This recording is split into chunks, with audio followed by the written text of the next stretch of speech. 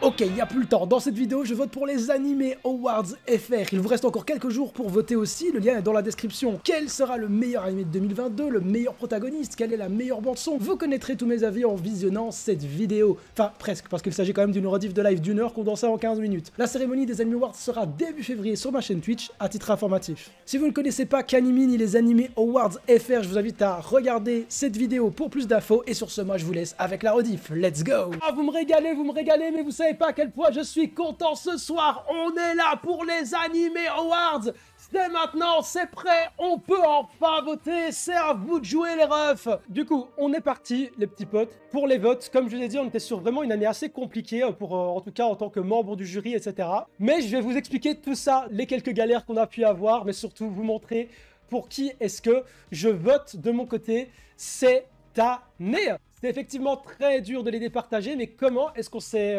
mis à sélectionner les nominés? En fait, ce qu'on a fait, c'est qu'avec les membres qui étaient présents à un instant T, par exemple mardi 19 h, ben, on a décidé de faire une grosse réunion. On a pensé avoir vu tous les animés qui sont sortis et qui seraient susceptibles d'être nommés dans une certaine catégorie. Ensuite, les 26 membres du jury ont mis leur appréciation sur chaque animé qui avait été listé, et on a dégagé les 15 meilleurs, on va dire, et avec ces 15 meilleurs, plus ou moins, on a refait un vote pour refiltrer et arriver à 6, 8 ou 10 pour l'animé de l'année. Alors, ce qui était compliqué, c'est par exemple quand on a deux openings ou deux personnages ou deux endings, par exemple, Chainsaw Man, qui sont du même animé, est-ce qu'on devait se limiter à un seul ou non? Comme on a décidé de mettre plus de nommés ici, on s'est dit on se limite pas. Du coup, bah, par exemple ici on se retrouve avec deux openings de Spy Family, mais comme on a 8 nominés différents, bah ça va, en vrai, ça va. Si Pali Picomei avait été sélectionné, j'aurais directement voté Pali Picomei, évidemment. Ici, je dois bien vous avouer que si je dois vraiment voter pour celui que je trouve le meilleur, franchement, Chainsaw Man, il a carrière. Il n'y a pas à dire, Kenshi Onizu, la musique est trop addictive, je trouve, les visuels sont incroyables. Personnellement, ça part sur du Chainsaw Man opening. Oh oui, messieurs, dames, je suis un Yankee. On continue avec meilleur fantasy, et là, il n'y a même pas besoin de tergiverser. Très clairement. C'est vrai qu'on n'avait pas énormément je trouve, d'animés de type fantasy très intéressant cette année. Ça n'a pas été très compliqué de se retrouver avec ces 6 nominés-là. Et de mon côté, il n'y a pas à dire, c'est Instant Made in Abyss. C'est pour moi un des meilleurs univers. Mon choix, il part là-dessus sans trop de difficultés. Ensuite, on a la Best Girl. Et là, je vous avoue que ça se tape énormément entre... En fait, non, ici, ça se tape entre 3 personnages. Et c'est compliqué parce que je trouve que, en toute sincérité, Anya est incontestablement la mascotte de 2022 haut la main, haut la main. Par contre, en tant que Best Girl, ça se tape entre ma petite Yor d'amour et Marine, qui est absolument grotesque et qui depuis, je l'ai dit dans The Live, je pense que c'était le 6 janvier, j'ai dit, on a la Best Girl de l'année. Et ben je vais respecter ce que j'ai dit à ce moment-là. La best girl, c'est Marine Kitagawa. Je le dis. On continue avec le meilleur animé original. Cyberpunk, c'est certes inspiré d'un jeu vidéo dans son univers, mais c'est une histoire totalement inventée de A à Z par Trigger. Donc c'était 100% un animé original, il n'y a pas à dire. Pour moi, Cyberpunk bien au-dessus de ce que j'ai vu là dans leur début, mais voilà, je vote pas en toute sincérité pour l'anime original parce que tout simplement, bah, j'ai pas assez vu. Ce sera la même pour la catégorie film, j'annonce direct, j'ai vu genre 3 films sur 8, mais heureusement qu'il y avait plein de membres dans le jury qui les avaient tous vus et qui ont pu vraiment soumettre leur appréciation de qualité. Donc ça fait très plaisir. C'est dur parce que Chainsaw Man, franchement, j'ai trouvé que c'était tellement incroyable niveau production. Cyberpunk, l'animation de Trigger était vraiment exceptionnelle. Tout est peaufiné pendant les 10 épisodes. Spy Family, j'ai trouvé qu'il y avait des épisodes qui étaient un petit peu en dessous parce que bah juste le scénario, le plot, etc. faisait qu'il n'y avait pas besoin. Lorsque ça devait mettre le paquet, ça mettait le paquet. On l'a vu avec la scène de tennis, le moment aussi où Yor va rapporter le goûter à Anya qui est juste incroyable. On a évidemment Bocchi qui a une animation tellement inventive et bien foutue. En fait, moi j'étais ultra choqué, et même les moments où elle joue de la musique, on a rarement vu des animés de musique où c'est aussi beau dans ces moments-là. Donc il y a vraiment travail de ouf, et même l'animation, c'est pas que le Sakuga, c'est aussi l'acting, et de ce point de vue-là, Bocchi est peut-être le meilleur animé de cette catégorie, je trouve. On a également eu Demon Slayer qui, par Ufotable, nous a fourni des séquences incroyables d'animation. Le combat avec Gyutaro contre Tengen, c'était juste aux petits oignons, mais moi, Mob Psycho a vraiment une fois de plus carré, et j'adore tellement le style artistique de Mob Psycho. Il y avait des gros cuts de Ta Nakamura, le GOAT de l'animation japonaise, évidemment. Toute la séquence avec Smile, je l'ai trouvé mais tellement lunaire, stratosphérique, que pour moi, le vote, il part sur Mob Psycho, même si cette saison, je dois bien avouer, on a eu un petit peu moins de Sakuga que dans les précédentes, mais finalement, il y a aussi des merveilleuses scènes d'acting. C'est pas que le Sakuga, l'animation. Donc c'est parti pour Mob. On a meilleur ending, une fois de plus ici, ça a été, voilà, très compliqué. On s'est posé beaucoup de questions. Évidemment, cette année, on avait du Chainsaw Man. On a eu 12 endings incroyables. C'était compliqué. On a décidé de ne pas se mettre de barrière, mais il y a 3 endings qui sont vraiment sortis. Donc, c'était compliqué. Voilà, autant vous le dire tout de suite. On ne savait pas si on devait se limiter ou non. Moi, finalement, j'étais partisan du fait de ne pas devoir se limiter. Faut se le dire, alors, il n'y avait clairement pas que Chainsaw Man. Hein. Même sans Chainsaw Man, il y avait moyen d'avoir une sélection de tarés. Mais franchement, Chainsaw Man, il a carry de ouf. Il n'y a pas à dire à ce niveau-là. Quand tu tapes un ending par épisode, que l'ending est en rapport avec ton épisode, a une DA différente des autres, une musique différente des autres, et qu'il est au-dessus de 85% de tout ce qui sort en termes d'ending, bah voilà, à un moment donné, c'est plié, quoi. Hein. Mais franchement, j'ai voté pour l'ending 2 de Spy Family parce que juste, c'est une musique que j'écoute quasiment tous les jours actuellement. Donc allez, c'est parti, ending 2 Spy Family, mon choix est fait. Meilleure scène d'action, Denji contre le démon censure, on a vraiment Watanabe qui a grave carré. Moi, j'ai adoré toute cette séquence où ça glisse sur les broyaux, sur les entrailles du démon, etc. Tengen contre Yutaro, magistral, tous les FX de Ufotable. Le dynamisme tout simplement du fight, c'était sensationnel. Smile contre Broccoli, mon dieu, comment c'était bien fait, comment c'était bien storyboardé. Bojji contre Boss, vraiment il y a le côté démesuré du fight qui le rend stratosphérique en fait, réellement. Et puis on a Luffy contre Kaido. Mon dieu, j'étais pas prêt. Moi qui n'ai pas suivi One Piece, je dois bien avouer que j'ai arrêté à Dressrosa, les gars. Quand je me rappelle de Dressrosa et que je regarde ce genre de scène dans One Piece, c'est pas le même animé que je regarde. Hein.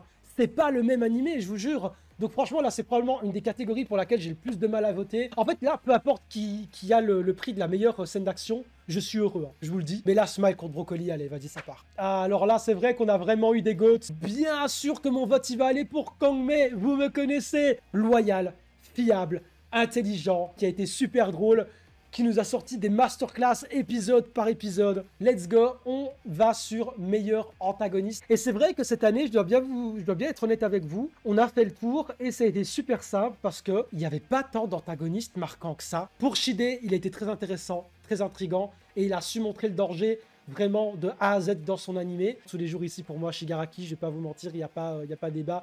Le mec, il a posé sa main sur le sol, il a dégommé une ville. Bon, à un moment donné, voilà quoi. Quand on vote, ce dernier est directement pris en compte. Il est directement pris en compte, mon ref. Bon, meilleure comédie, alors là, je vous avoue aussi. En fait, on s'est rendu compte qu'il y avait plein d'animés qui étaient dans les comédies, mais qui nous avaient pas fait rigoler de ouf. Il y en a un que j'ai beaucoup aimé, c'est Yakuza's Guide to Babysitting, mais je me suis pas tapé des barres monumentales devant l'animé, on l'a regardé ensemble en live. Pop Team Epic, je suis désolé, j'accroche pas du tout à l'humour. Komi-san, j'ai trouvé moins rigolo cette saison parce qu'on n'était pas totalement surpris par les blagues. Donc pour moi, ça se joue vraiment entre Kaguya-sama, Spy et Bocchi the Rock. Anya a carry l'année en termes d'humour. Vraiment, je suis désolé, Anya a été absolument mais hilarante de A à Z. Bocchi a été hilarant par tout simplement ses idées dans la direction artistique. C'était juste trop drôle juste de voir sans contexte Bocchi qui va se foutre dans une poubelle ou juste la DA qui change totalement avec Bocchi qui se transforme en juste modèle 3D et hop est animé et va se cogner la tête contre un mur qui se transforme en cube. Enfin, bref, il y a tellement d'idées de ouf qui m'ont fait taper des barres que je serais tenté de mettre Bocchi, mais on a Anya de l'autre côté. Sincèrement, très compliqué, je trouve. Vas-y, ça part sur Bocchi the Rock. Bojji, dans meilleur protagoniste, évidemment, Kageyama Shigeou, Denji, Shirogane qui a été incroyable dans sa saison de Kaguya-sama.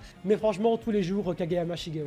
Vraiment, Mob a été incroyable dans cette saison 3 et c'est pour moi pas juste un des meilleurs protagonistes de l'année, mais pour moi un des meilleurs protagonistes de la Japanimation tout entière. Meilleur couple, ah là là là là, franchement Yanis a géré pour les images parce que je les adore et en particulier ces deux-là avec Yor et Lloyd qui font le signe du cœur devant Yuri, ça me termine. On a Kaguya et Shirogane qui ont atteint leur pic fiction dans cette saison 3 de Kaguya-sama. On a Lloyd et Yor que j'adore vraiment, je les aime d'amour. Vraiment, c'est pas de bol pour les autres, mais ils sont tombés sur l'année de Kaguya-sama. Du coup, c'est parti, let's go. Animé romantique, et là, on a une plus grande diversité, c'est vrai, on a du Kaguya-sama, on a My Dress Up Darling, on a Call of the Night, 3 nouveaux animés ici, enfin, Urusei était déjà dans l'opening, mais on a Romantic Killer, qui était très fun avec le personnage d'Anzu, qui est incroyable en tant qu'héroïne. Love After World Domination, c'était assez sympa comme concept, assez rigolo. Le couple est très fun et très mignon. Romance entre deux personnes qui ne sont pas censées s'aimer par leur statut. Ça donne naissance à des scènes pas mal drôles, etc. Mais bon, c'est pas de bol pour les autres, mais on est à la saison 3 de Kaguya-sama. On est sur le Peak Fiction, on est sur du Peak Fiction, tout simplement. Meilleur doubleur japonais. Alors là, j'aime beaucoup cette catégorie. On a vraiment des personnages très grotesques ici. Des doubleurs qui le sont tout autant, mais on a surtout une représentante de la gente féminine, c'est Hatsumi Tanezaki, qui a donc fait Tomei dans Mob Psycho, mais surtout Anya de Spy Family, et je la trouve tellement incroyable, tout simplement, je la trouve insane. Je trouve en toute sincérité que la voix d'Anya est probablement une de mes voix préférées, tout animé confondu. Allez Hatsumi, c'est parti, la voix d'Anya était incroyable. Évidemment, Cocorico, on passe après la VO à la VF, c'est notre catégorie. Je viens d'avouer qu'il y en a certains animés ici pour lesquels je trouve que la VF est aussi bonne que la VO, notamment du Cyberpunk. Et alors, ce n'est pas ici, mais Romantic Killer en VF, c'est incroyable. Alexis Thomasian était fait pour être David Martinez. Tous les jours, ça a mon vote, franchement. Il a géré. Merci Alexis, t'es un GOAT. Meilleur chara design, alors là ça va aller très vite aussi. J'adore les chara design de Jojo Bizarre Adventure. Les personnages de Licorice Recoil sont magnifiques, littéralement. Spy Family, j'adore aussi. Rien que le chara design d'Anya, rien que pour Anya, ça mérite de win, qu'on se le dise.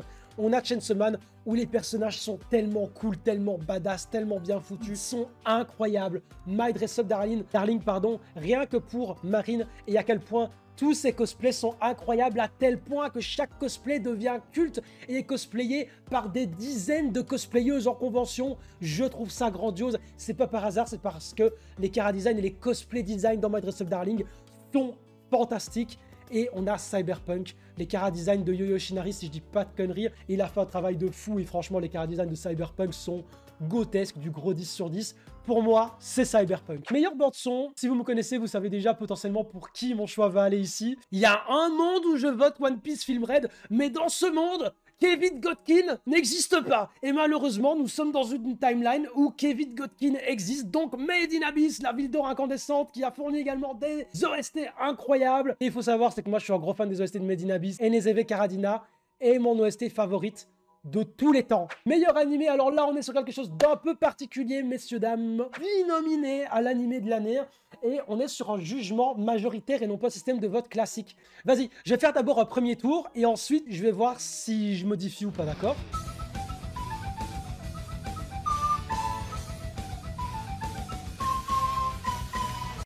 Défavorable pour Demon Slayer et pour Ranking of Kings. Les deux sont très bien. Pourquoi? Parce que Demon Slayer, autant j'adore, scénaristiquement parlant, en termes de plot, en termes d'intérêt que j'ai pour l'ensemble des personnages, etc., c'est quand même bien moindre comparé à tous les autres animés qui sont ici. À part la partie animation et Tengen que j'ai bien aimé, le reste, enfin la DA que j'ai bien aimé, mais le reste, sans réel plus, juste j'ai kiffé le combat en fait. Ranking of Kings, j'ai bien aimé, mais le problème c'est que j'ai beaucoup plus aimé le cours 1, les gars. J'ai vraiment plus aimé le cours 1 que le cours 2 en fait, du coup ça m'énerve. Pour Kaguya-sama, j'avais bien avoué que j'ai envie de le mettre favorable, mais dans Doit gagner, le truc c'est que, en fait, je retiens des moments de Kaguya-sama, mais je retiens pas tous les épisodes, etc. Et je sais pas, je le sens pas, je le sens pas de le mettre en Doit gagner. D'un autre côté, on a Spy Family, et en fait, j'ai adoré de ouf Spy Family. Le petit reproche que je lui donne, c'est qu'on avait des épisodes qui étaient un peu en dessous, forcément sur 24, on avait plus que pour certains autres animés, mais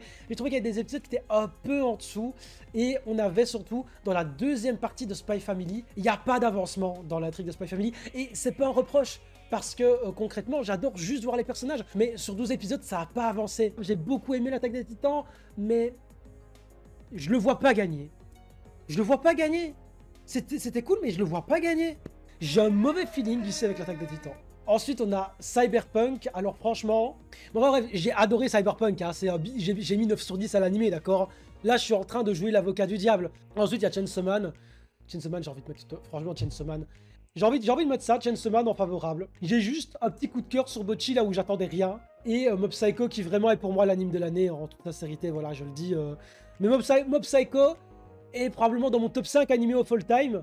Et il est pas cinquième. Donc voilà, à partir de ce postulat-là, qu'est-ce que tu veux faire autre que doit gagner en fait? Et voilà, mes votes sont terminés. Un grand merci d'avoir visionné cette vidéo. N'hésitez pas à me rejoindre sur Twitch pour ne pas manquer les lives et la cérémonie des Animé Awards. N'hésitez pas également à voter si ce n'est pas déjà fait. Et merci à tous pour votre soutien, pour votre bienveillance vis-à-vis de ce projet.